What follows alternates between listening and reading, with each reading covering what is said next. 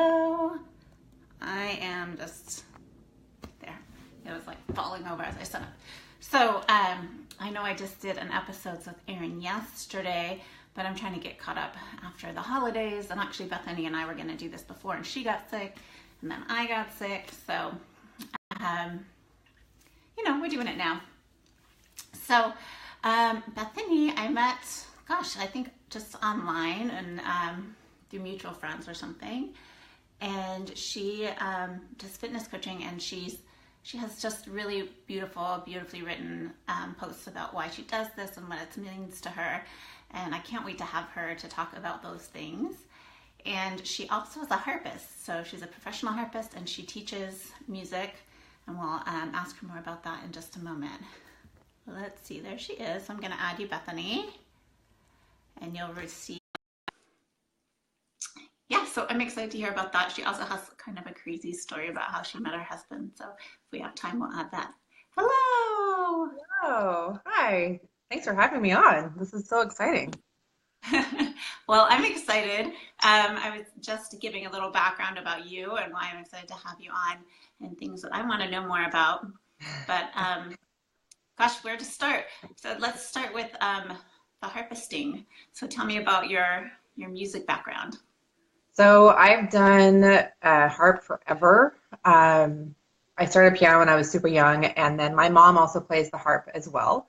So it was kind of like a natural progression to go into playing that. And my mom jokes that she never taught me the harp because of all the trauma that I'd had from the lessons that we did together as during piano. So I never took lessons with my mom, but I've been playing harp since I was about 7. So your daughter plays harp too, is that correct? She does play harp. She is for the same reason I don't teach her, and she's massively talented, and it's amazing to see her blossom and grow, and it's definitely a family thing. And how old is she? She's 9. Okay. Wow, definitely a family thing. I would not even know where to start. It's not something that you pick up easily. I feel like it's not. You don't dabble. No, you don't just like sit down at the harp and I got it. I mean, so I teach piano as well, but I never perform on the piano. I'm much more comfortable on the harp, but harp and piano are the only 2 instruments that read both clefs together. So if you can play the piano, you can play the harp. I mean, it's not quite that easy just to go from that, but it's very easy to be able to teach piano. And then for the kids that if they decide they want to go to the harp, they can go right to me. Yeah, cool. And then you also are a fitness coach. So tell me, when did you start that, and how did you get into that? So that was so by accident, and that kind of goes like more into. Uh-oh, I've lost you. You're frozen. Can other people see her? Comment if she's still going. Can you hear me? Am I back? Okay, there you are. Sorry, I lost you for a bit. You were frozen. Blinking. So start over about going into the fitness. Okay. So I have I have all this music that I do, and it's what I've done forever. But I feel like it's like this part of me that I kind of take out when I need to, like when I put my piano teacher hat on, or when I go perform, it's like a hat that I put on, and that's what I gotta go do on my own. But for the fitness stuff, I've shared this like in my posts, but having kids and having a family, like it's amazing, but it's really hard. And after I had my kids, life was just crazy busy, and we were just, we starting out and like trying to find, doing this whole adult thing, and it's really freaking hard. And like we had, right? We had a lot of life that happened, with jobs, and we just it was a really hard time. And so after I had my kids, I gained a ton of weight, and like I just wasn't paying attention to myself at all. And so we had all these kind of external things going on, and at the same time, I felt horrible about myself. I didn't like who I was. I didn't like what this body was that I had suddenly started living in. And I I was doing everything for everybody else. And actually the music was kind of my saving grace, because I could go and like do my own thing. Um, and so I really needed to make a change. I do have a somewhat fitness background. Like I was always involved in sports and did the gym thing for years, but I my my sister-in-law recommended this program and to me, and I started doing it, and it was so easy to follow. It was a plan, and I'm a person, I love a plan. So I just did the things that I was told to do, and who knew that eating right and working out gets you results? Like, shocking. What do you Um, so I started like I was hooked, and I loved. I got energy back, and I it just it was this ripple effect. Like I had started out, I had some weight to lose. I lost about 60 pounds, and it was this ripple effect. Like I'd gone in looking to lose some weight, but by doing so and like making me a priority, which to me was such a bold step, because I feel like as moms, we don't do that. Like it know? felt very selfish, and I really had to kind of fight for it. Not that my family wasn't supportive, but it was a shift for sure, than what it had been beforehand. And I really kind of put my stake in the ground and said, I am doing this for me. Um, and I became like a better mom, and like I was nicer. I wasn't so flippin' tired all the time, and I didn't like I was not lazy before by any means, but like I just had no energy, and it like getting through every single day was like a huge deal. And just waiting for the kids to go to bed so I could go to bed, and I hated that, and I really thought that, is this life? Like, is this okay? So we have the kids, like, okay, this, and I hated it. I was like, this can't be Oh, what yeah. what how we're supposed to live. We're not meant to live like this.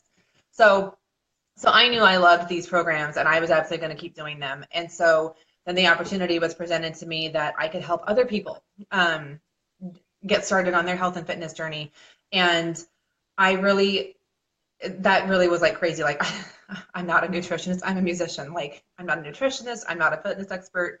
No, thank you. And it kind of kept like stayed in the back of my mind, because I knew how I felt. And if I hadn't had this kind of like handouts, I mean, because you can go get like fitness anywhere, you can go get, nutrition anywhere.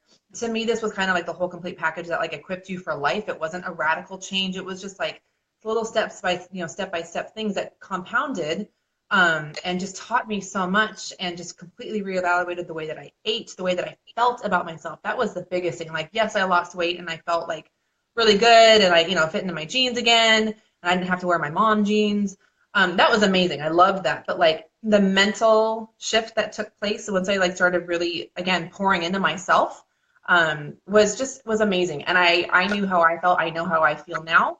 And oh my gosh, every day is so far from perfect. Like, and I never want to give that illusion in my posts that like everything's great. I did my workout and it's all like roses and unicorns, and how it works. But like No, I I do think you feel do that I such a good have job of more of like, that. Look for real. good, thank you. Because I think that's easy to do. I mean, everybody just kind of posts their best selves, and like the happy moments, and that's great, but it's not a true picture. And so that kind of Right. became, and like, oh my gosh, the first, and like still, like to put my selfies on there in my sports bra, like I kind of throw up a little bit. Like I post them and like run away from the computer. Um, That's good to know because I think you're so brave. I'm like, nope. Thank you. No. But like then I think like the obvious question is like, so why the heck do that? Like why do I put these, pictures of myself? And it's not just like, before and after pictures, but it's more like to show whether it's other moms, because I feel like that's who I'm really speaking to, because I can relate to that. Other moms, other Right. wives, but like really, really busy people, which I don't know anybody that's not busy, frankly. Like we're all busy. And we all have a million things going on, and they're very valid things for, to be, if we're not doing one thing, we should be doing another thing. Like I do that to myself constantly. My therapist is like, we should on ourselves a lot. And like, I should be doing this, or I should have been doing that. And um, it shouldn't be like that. And I know, but like, that's like the stigma. Like, there's so much to do. We have to do it all. We have to balance all the things and make it look good while we're doing it. And by putting out those posts, I just want to tell people that you're not alone. These thoughts, like, you're not living up to like anything less than what you can be doing, and that is just fine. And like, I think we miss this crucial part of like telling ourselves, like, what I'm doing right now is okay. It is enough, and that will be good enough, and I will be happy with that and content with that. So the fitness thing really fell into my lap, and like once I started talking about it, I've gotten unbelievable messages. These people that I've been able to meet on social media, my team of coaches that I have become, like, they're like my support system every single day. But the people that, you know, I'm helping with what start their health and fitness journey just by sharing what I'm doing, because I'm going to be doing it anyways. These stories that I've heard of, you know, from moms, or I mean, like, men too, like, just getting to know people and being able to kind of like walk with them as they start their journey has been amazing. And that's what keeps me going. When I hear of people who have, you know, then kind of taken the plunge as well, and they go, oh my gosh, how have I not been doing this? I'm like, right? Like, this is doable. It's really, really doable. It doesn't have to be that way. And not that everybody like has like such a drastic why, I guess. Like, it doesn't have to be like, it was all like my life was awful before I started. It wasn't that, but it was like this catalyst and like this compound effect that has just blown up, which has been amazing. Okay, I talked a lot, sorry. That's okay. And I think I have told you before that I think your posts are so real and yeah, so inspiring, that I always love reading them. And I think that's, you know, that's why you've been successful and have drawn people in, because you have, you know, a great gift and the ability to talk about yourself and your program in that way. So I don't want to go too long, just because I don't think people have long attention spans. I know. But no, but it's been cool, Erin, like getting, like, that's how you and I got connected. Like, it's just kind of like meeting on social media, and like you're sharing your journey and I'm sharing mine, and like it's just been amazing getting to, I mean, that was a forum. I really did. I kind of laughed at that, like, people do this online. That's so weird. But so much of our lives is online. And it's turned Facebook or Instagram before it was just kind of mindlessly scrolling and kind of like watching people's lives flash by. And now it's much more purposeful to me, which has been a huge game changer as well. I'm not going on just to kind of like kill time. I'm going on to interact and talk to people and just get to know them and meet them and kind of, you know, find out what they're about. And I'm a social person anyways, and so this is just like another forum, you know, that's leading to, you know, right, and that motherhood thing. Yeah, the motherhood thing that's so isolating, and now you have, you know, you're using the social media to actually connect with other people and create that village, right? That village that we don't have anymore because we're all little islands in our own homes. Agreed. And our own little puddles of misery. Yes, no, that's a great way of putting it. It is very isolating.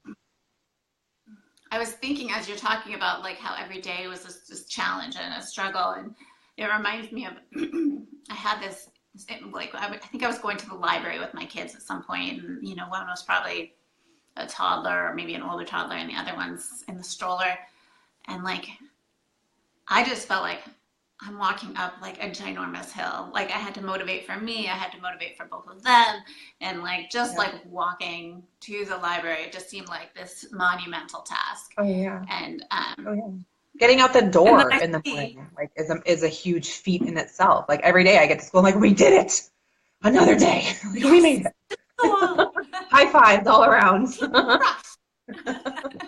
Yeah. Totally. Yes, I've got a score tally in my mind of like, did I actually get the teeth brushed and the hair brushed and the lunches made and like out the door, or was it like a mad scramble and, you know, F it, we'll do it later. Right. But then, you know, you see these other moms that are walking their kids to the library or wherever, and they've got like the toddler and the one in the stroller, and you're like, it looks so sort of angelic and sweet, and like, look at that mom and her two kids, and it's so like this happy family. And then I'm like, how come for me it feels like this? Right. And then oh my gosh. But yes. I think, you know, and then why can't I do that? What they're doing, they make it look so easy. What's wrong with me? But that self-care piece and the fitness piece really helps to lighten that load. Physically, you know, your walking is easier and lighter, but also just mood wise, you know, you're like, it's not so bad, you know, like you kind of, it's not this, I don't know, heavy thing. Like it's a little easier when you're really taking care of yourself and feeding into yourself and not just sucking every last drop of you out every day. Mm-hmm. Alluded to this as you were hopping on, but where'd she go? Uh-oh, where'd she go? We lost her. Well, I'm gonna close up then. She had like a funny story. She and her husband met on a cruise line that I just think it's kind of a crazy story. But they were both working on a cruise line. She must have been doing the music, and I don't know what he was doing. I think he was a bartender or something. She'll tell us another time. All right. Well, thank you, Bethany, and we'll talk again soon. Mwah!